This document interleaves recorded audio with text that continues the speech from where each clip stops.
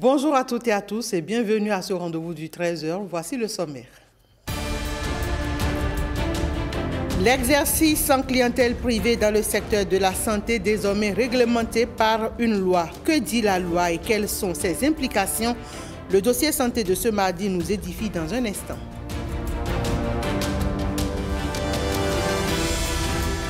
Distinction des meilleurs producteurs agricoles. Une soirée de gala est organisée à leur intention et des trophées leur ont été offerts comme récompense. Retour sur les temps forts dans ce journal.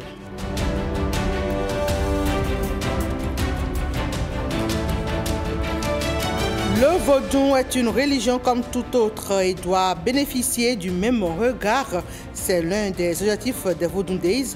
Le directeur du projet Vodou Days de l'Agence Bénin Tourisme nous en donne des explications dans ce 13h. Et on démarre avec cette soirée de récompense des meilleurs producteurs agricoles. Et c'était le samedi dernier à Cotonou. Il s'agit des trophées de l'agriculture, de la pêche et de l'élevage. L'objectif est de booster la production pour en faire un levier de développement. Gilles Dansou pour plus de précisions. Les trophées de l'agriculture, de la pêche et de l'élevage. Une idée novatrice qui en est à sa deuxième édition. Elle vise à encourager ces agriculteurs qui travaillent au quotidien pour le bonheur des populations. Cette année, la particularité, c'est que nous avions pioché dans les lauréats élevés par la chancellerie. Et donc, nous avions approuvé le travail qu'ils ont abattu et nous avons décidé d'accompagner ce couronnement. Nous leur offrons de mini-tracteurs, des groupes électrogènes afin qu'ils puissent s'épanouir dans ce qu'ils font comme tâche. Nous encourageons cette initiative et nous nous réjouissons que les communes les plus prolifiques, les plus productives choisissent Cotonou pour se faire honorer. Alors, je voudrais féliciter la promotrice qui a l'idée d'encourager et d'appuyer ce secteur, de le révéler. Les lauréats prennent l'engagement d'aller plus loin. Je suis nominée aujourd'hui et je pense que c'est une très grande action qui va vers mon entreprise, vers ma personne et je suis bien contente. Je suis content, je suis fier. L'agriculture, un puissant outil de développement. Pendant ce temps, la saison de chasse 2025 est lancée à Djougou. Ce samedi, nous sommes dans le département de la Donga, à un peu plus de 460 km de Cotonou, dans la cité des Pétoni. Les chasseurs ont renoué avec les brousses pour capturer des gibiers. Le top est donné par Sa Majesté Pétoni Koda VI à son palais. Jean-Claude James. Une séquence qui donne une idée d'une journée type des chasseurs. Tous présents à l'invitation du roi, ils confient l'édition 2025 de la chasse qui est une activité traditionnelle des Djougois à Dieu pour une saison apaisée. Aujourd'hui, ici à Djougou, Sa Majesté lance officiellement la chasse dans Djougou. Donc nous prions parce que nous rentrons dans les forêts. Nous rentrons dans la brousse et il faut prier qu'il aille en bonne santé et qu'il revienne en bonne santé. Je vous dis merci et je remercie le gouvernement qui est là aujourd'hui pour nous. Une délégation de la direction départementale des eaux, forêts et chasse a assisté au lancement officiel. Chaque acteur retourne sur le terrain en gardant à l'esprit les règles établies. Il est interdit la chasse à la battue à tout enfant dont l'âge est inférieur à 18 ans. De rouler à vive allure et emprunter autre voie, autre que celle choisie par l'ensemble du comité. Mettre le feu à la brousse, abattre les animaux domestiques, voler des vivres, porter son âme à feu sans une autorisation, consommer des stupéfiants. Par conséquent, toute déviance est susceptible à une amende, soit un montant allant de 5 000 à 500 000 francs CFA. Après l'immolation des bêtes qui sanctionne la fin de la cérémonie, le village de Batabata Fongo dans l'arrondissement de Pelebina a accueilli les chasseurs pour les premières captures de 2025. Dernier acte comptant pour la 29e édition de la tranche commune Entente. À l'issue du tirage, les 20 gagnants venus des 5 pays du Conseil de l'Entente, à savoir le Togo, le Niger, le Burkina Faso, la Côte d'Ivoire et le Bénin, sont repartis avec leur lot. Le film de la soirée de tirage avec Jules Akoikou et Alessandra Chotan. Nous avons le numéro 2. Le Togo et la Côte d'Ivoire emportent les 2 gros lots prévus dans le cadre de ce tirage, soit respectivement 20 millions et 10 millions de francs CFA. Il y a quelques semaines encore, de son lieu de résidence, Yamoussoukro en Côte d'Ivoire, Guillaume Kofi Konan n'aurait pu s'imaginer être l'un des heureux élus. L'ONACI, l'autorité nationale ivoirienne, m'a dit que c'était pas moi qui étais déjà tiré, c'est quelqu'un qui avait été tiré et puis on n'arrivait pas à le joindre. Et ils ont demandé au DG pour dire que s'ils pouvaient vraiment reprendre le tirage, que la personne qui avait gagné le C3 ne le trouvait pas. Et c'est ainsi que c'est tombé sur moi. Et c'est le 30 décembre 2024 que j'ai été appelé. Je suis fier vraiment que Dieu m'a donné cette place-là où je suis aujourd'hui. C'est lui seul que je remercie. 20 gagnants en tout ont été tirés au sort, répartis en nombre égal entre les 5 pays du Conseil de l'Entente. 2 autres actes majeurs ont été posés dans le cadre de cette 29e édition du tirage de la tranche commune Entente au Bénin. En premier, le don d'un chèque de 190 millions de francs CFA au ministère de la Santé au profit du Centre national de la transfusion sanguine. En second, l'aide apportée à 40 jeunes et femmes entrepreneurs à la suite d'un appel à candidature. C'est par les réseaux sociaux que j'ai eu l'information. Et comme ça, bon, j'ai postulé et puis je suis lauréat de ce soir. Le projet, ça concerne la pisciculture, la production de poissons. Le Togo sera l'hôte du grand tirage de la 30e édition de la tranche commune Entente. Mardi, on parle santé, mais avant le dossier du jour, Génial Afouda Moussiagboka s'est intéressé à la question de l'infertilité masculine. Son reportage nous en apprend davantage sur les causes et les solutions pour y remédier. Suivons les détails avec Génial Afouda Moussiagboka.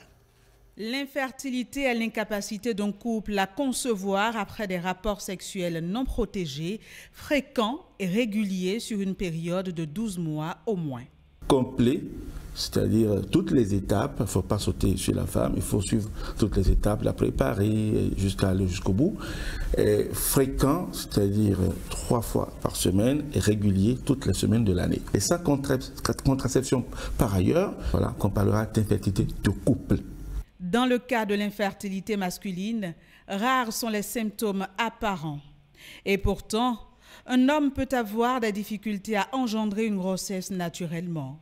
Une situation imputée à plusieurs facteurs. Chaque infection qui touche n'importe quelle partie de l'appareil génital de l'homme peut donner à la longue une infertilité. Il peut s'agir aussi de causes liées aux troubles des hormones. Et là, le testicule répond mal ou ne répond pas. Il peut s'agir également d'anomalies génétiques. Certaines fois, c'est une cause traumatique. Normalement, les testicules se fondent à l'intérieur de l'homme, c'est-à-dire au niveau de la région lombaire où se situent les reins, et vont descendre pendant la vie natale, c'est-à-dire pendant qu'on est de naître, à la veille de la naissance, descendre dans les bourses. Au cours de cette migration, les testicules peuvent ne pas arriver à descendre complètement. Lorsqu'on les retrouve sur leur trajet normal, on parlera de cryptorchidie. Il y a des gens qui naissent avec un testicule qui n'est pas en place. Il y a ce que j'appelle l'orchite ourlienne, c'est-à-dire l'oreillon. Lorsque les petits garçons font des oreillons, il faut les amener à l'hôpital pour qu'on les soigne bien, soit vers les urologues, soit les infectiologues. Et il faut bien les traiter parce que cette infection virale, va avoir comme conséquence la destruction testiculaire. Souvent découverte de façon fortuite à l'occasion d'un bilan, l'infertilité masculine n'est aujourd'hui plus une fatalité. Il existe désormais des techniques de procréation médicalement assistées. Celles-ci offrent la possibilité aux couples qui rencontrent des difficultés de conception d'avoir un enfant. La première tentative, c'est le traitement médical. Et si on n'a pas gain de cause avec le traitement médical, on pourrait, selon le nombre de spermatozoïdes, selon les caractéristiques du spermogramme, on pourrait passer à l'insémination artificielle avec sperme du conjoint, en général, ou de rares fois avec sperme du donneur. Il y a l'insémination artificielle, qui consiste en fait à recueillir le sperme, à travailler le sperme au niveau du laboratoire, éliminer les spermatozoïdes les moins performants et n'obtenir que les spermatozoïdes performants pour pouvoir faire leur injection au niveau de l'utérus, afin que ces spermatozoïdes se rapprochent du lieu de fécondation qui est la trompe. Lorsque on fait 1 ou 2 tentatives au niveau de l'insémination artificielle sans résultat, on doit recourir à ce moment à la fécondation in vitro. Le meilleur traitement naturel pour favoriser la fertilité chez l'homme implique une hygiène de vie saine. Et ceci passe par l'adoption d'une alimentation équilibrée, une activité physique régulière et un sommeil réparateur. La consommation du tabac et de l'alcool sont également à bannir des habitudes pour optimiser les chances de fertilité.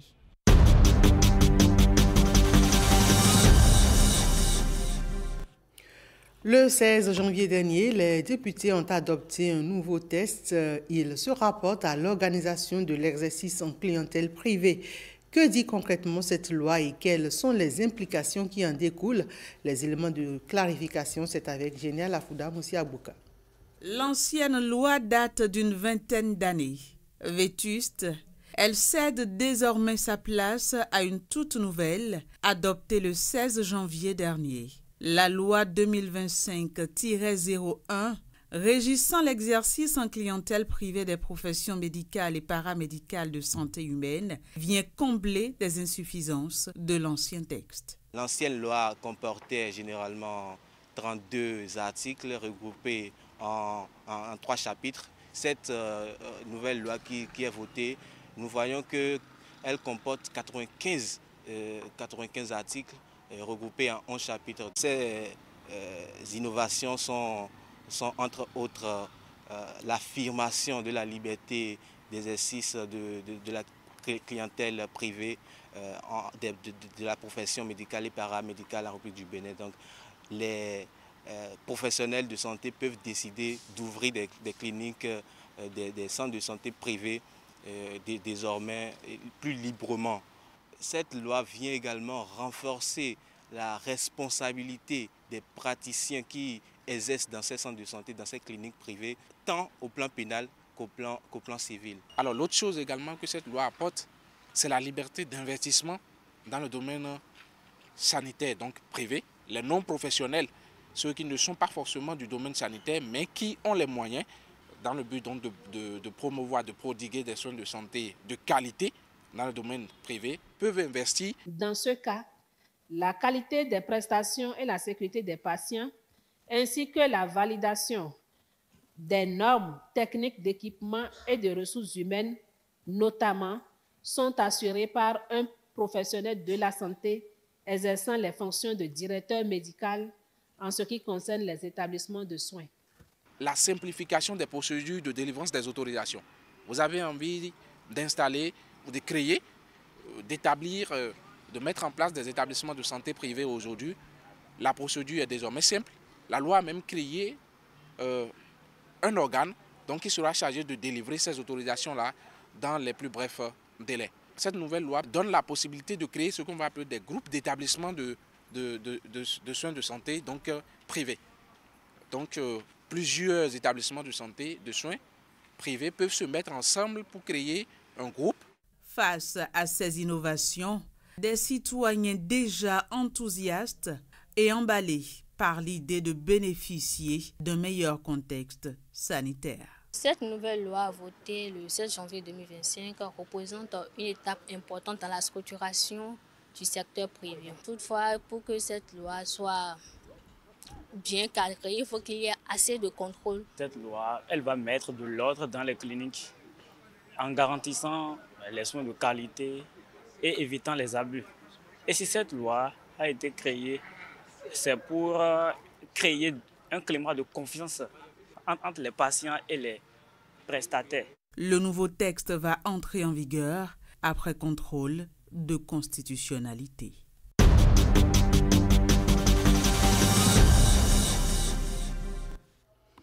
Les Vodou Days sont toujours d'actualité. Vodou Days rime-t-il avec désacralisation de nos religions traditionnelles? Après les 3 jours de célébration des arts et de la culture vaudou, certains en sont persuadés. Et pour le directeur du projet Vodou Days de l'agence Bénétourisme, le vaudou est une religion comme toute autre et doit bénéficier du même regard. Il était l'invité de Herman Rodrigue-Amégan sur l'émission Focus de ce dimanche. Jérôme Humbo nous propose un extrait de son intervention.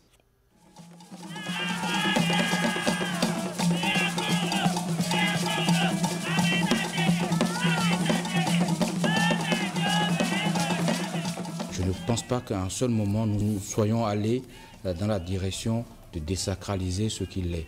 Vodou Days, en tout cas, c'est un rassemblement de plusieurs cultures, de plusieurs horizons, de gens qui croient en vaudou et des gens qui n'y croient pas. Ce n'est pas un couvent, tout le monde peut y accéder et tout le monde vient avec son opinion. Si vous ramenez la partie rituelique pure dans la masse de Vodou Days, ce n'est pas grand-chose, on va dire, mais c'est l'essentiel. On n'a pas voulu et on ne va pas s'excuser de promouvoir notre culture. On ne va pas s'excuser de mettre en lumière ce qui a caractérisé nos ancêtres, ce qui caractérise notre, on va dire notre bien-être, puisque chacun choisit ce qui est bien pour lui. Et surtout, nous n'allons pas continuer à recevoir des leçons systématiquement de morale de ce que le vaudou doit être par rapport aux autres religions.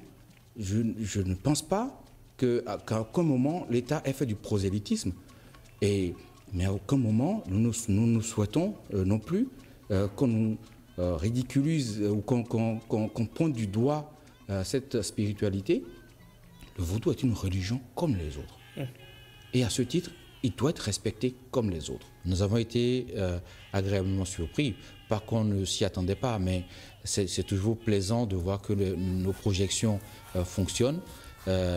Quand on a, rappelez-vous, quand on a appelé ça Vodou Days, on a eu quelques critiques, on a eu quelques colibés, on a eu quelques interrogations, pourquoi vous anglicisez le nom, et ainsi de suite. La notoriété de Vodou Days n'est plus à démontrer. Nous continuerons de travailler, évidemment. On ne se contente pas de ce qui est déjà fait. Mais j'ai été personnellement un peu surpris d'avoir reçu un coup de fil d'un Américain qui me disait qu'avoir lu des sujets sur le Vodou Days et qu'il a vu quelques contenus vidéo dont il était vraiment ébloui.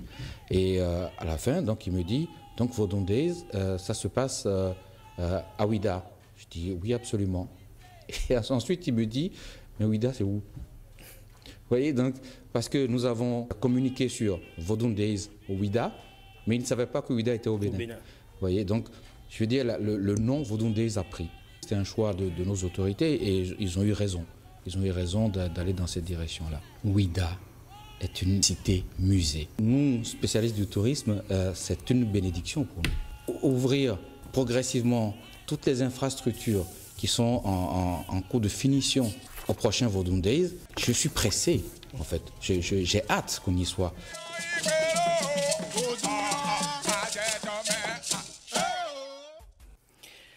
435 000 participants au Vodou Days. Après 3 jours de célébration de l'art, de la culture et de la spiritualité vaudou, l'événement a réuni plusieurs délégations venues des 4 coins de la planète. La congrégation ancestrale spirituelle haïtienne était présente aussi. Et vous allez le voir, le Vodou Days leur laisse un goût agréable. Ils partagent au micro de Jean Lombime et Ariane da Silva ces moments qui leur ont permis de se ressourcer. Vodou Days, c'est une manifestation pour réveiller les esprits de nos ancêtres. C'est une manière de les honorer. Nos ancêtres s'étaient partis avec les mains vides, déshumanisés, pour la traverser, arriver en Haïti. L'esprit de nos ancêtres, cette divinité-là qu'ils avaient conservée, qui nous ont conduits à avoir notre indépendance. Un peuple qui ignore sa tradition, sa croyance, sa religion ne sera jamais un peuple. Notre mission, c'est de doter Haïti, le peuple noir, partout au Bénin, de leur propre spiritualité. Si votre spiritualité est influencée, tout sera influencé. Moi, j'ai retrouvé ma vérité en rencontrant mes ancêtres. C'est le moment aussi, vous avez votre mission de chercher votre vérité. Permettez-moi de remercier le président Talon. Depuis 7 ans, j'ai initié ces voyages. Je peux vous en dire long les changements que j'ai vus à chaque pas. J'ai l'impression que ça va à une vitesse tellement, je me dis non. Si Haïti avait cette chance-là d'avoir un dirigeant pareil, on serait très loin. Donc, Monsieur Talon, nous les Haïtiens, nous sommes fiers de vous. On vient avec des gens qui sont originaires d'Haïtiens pour se ressourcer, pour se reconnecter au Bénin. Parce que lorsqu'on est ici au Bénin, je vois mes parents en regardant vos visages, je vois mes enfants, on se revoit, on est chez soi. On visite différents royaumes, on se reconnecte, on s'est initié, on a passé un mois au couvent. Et après avoir fait le phare, Rome-là nous a guidés où nous sommes exactement. Moi, je n'avais pas de projet d'être roi, ce n'est pas quelque chose, c'était loin de mes pensées. Mais les esprits nous ont guidés à devenir où nous sommes à ce moment ici. C'est pour ça que j'encourage tous les afro-descendants à se reconnecter aux mains ancestrales à travers des voyages ici en venant au Bénin et à visiter l'Afrique, à se ressourcer, à se reconnecter.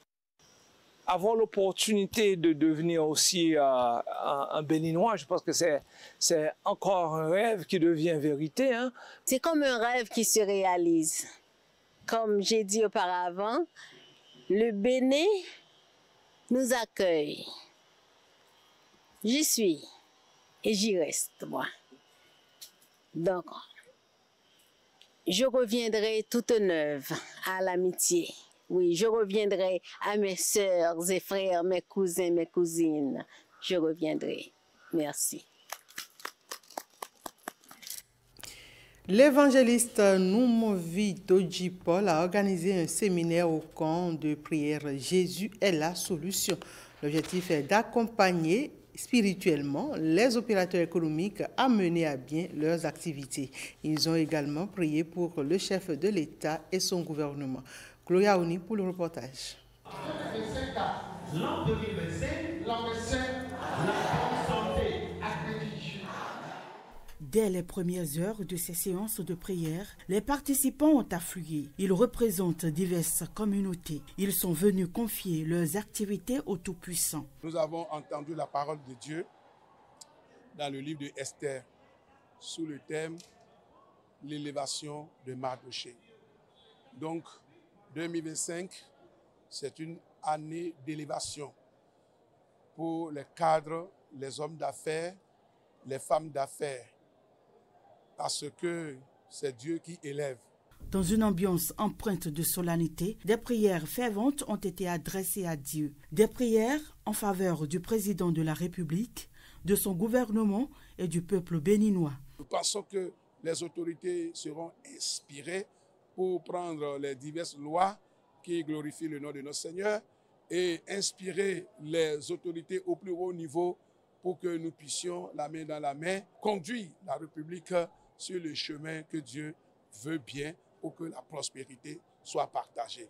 Notre prière, c'est que l'année prochaine, que les gens viennent encore en grand nombre et que l'onction de Dieu se multiplie davantage sur son serviteur.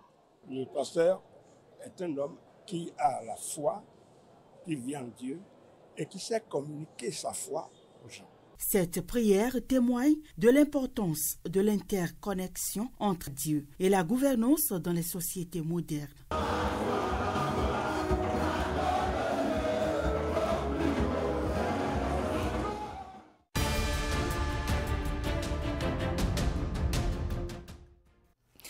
Donald Trump est devenu le 47e président des États-Unis après sa prestation de serment hier à Washington. L'interactualité, c'est avec Blaise Adanko.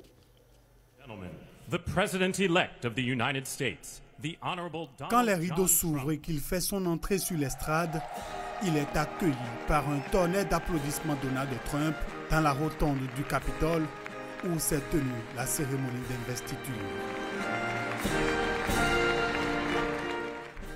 Main gauche sur la Bible et main droite levée, Donald Trump prête serment et redevient président des États-Unis.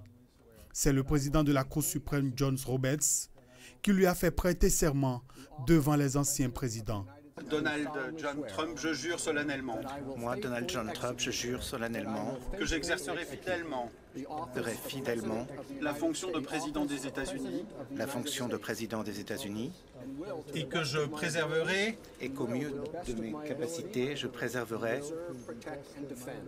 Protégerai et défendrai. La Constitution des États-Unis. La Constitution des États-Unis. Avec l'aide de Dieu. Avec l'aide de Dieu. Félicitations.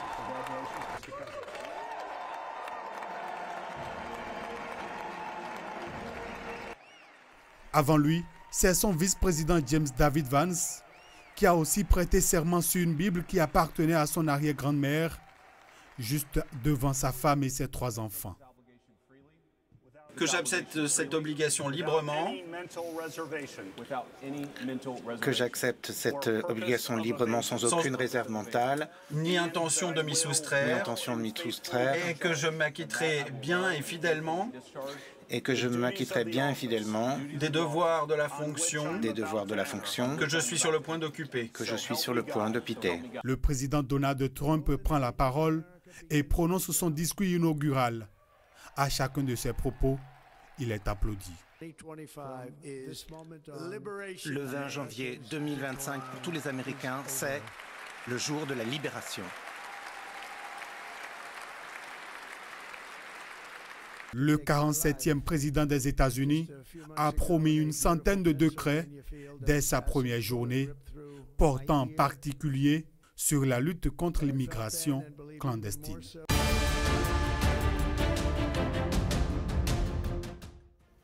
C'est tout pour ce 13h. Merci à toutes et à tous de l'avoir suivi.